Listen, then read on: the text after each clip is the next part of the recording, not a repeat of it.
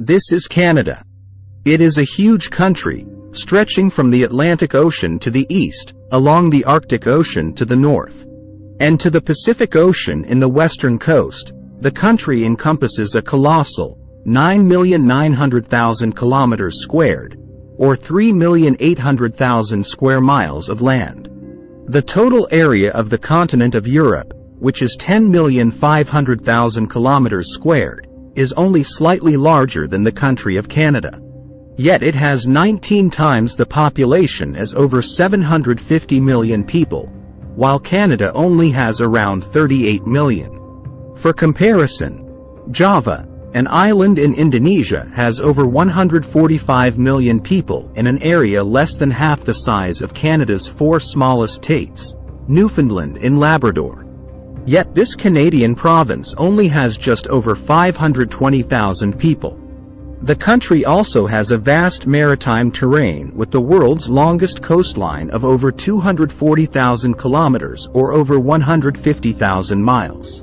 The name Canada was derived from an Iroquoian word Canada, meaning settlement. It was home to the natives for thousands of years before Europeans arrived. The Vikings were the first peons to arrive and make settlement. But the more impactful wave of European settlers came in the 16th century and onward. In a lot of ways, Canada shares similarities with the United States. But why does it have a way lesser population, and why is it very sparsely populated? Why do most Canadians leave south of this line and avoid the rest of the country? So what are the reasons most of Canada is empty? Is it because of the cold? Well, yes, obviously.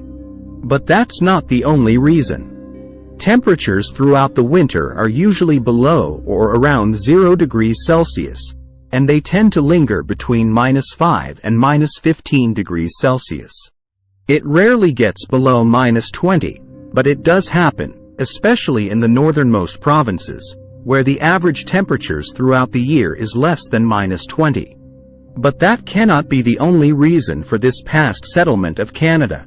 I mean, look at some Russian settlements in the same latitude. They have much more people than Canada does.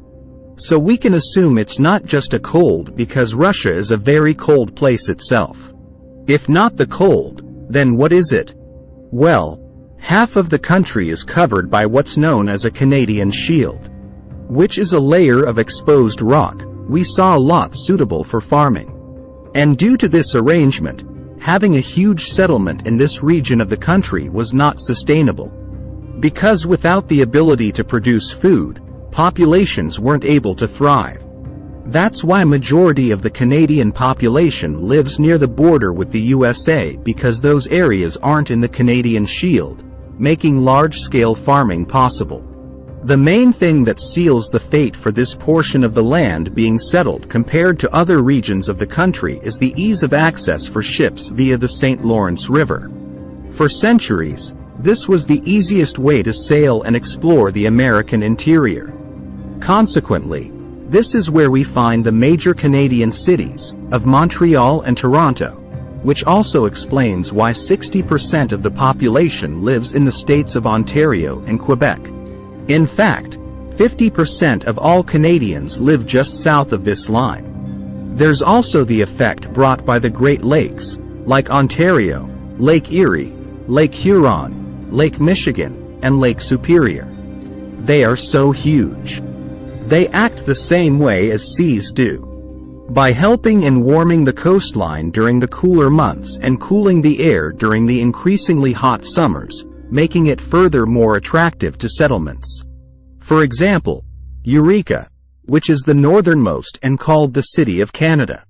All these favorable factors in this house explain why the population near the coastline and the southern border exploded in just a century.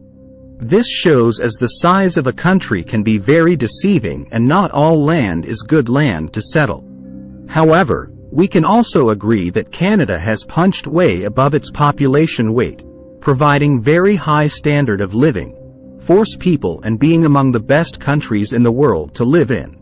So population largeness is not necessarily an indicator of success. If you're enjoying this topic and other topics of this channel, then please subscribe our channel.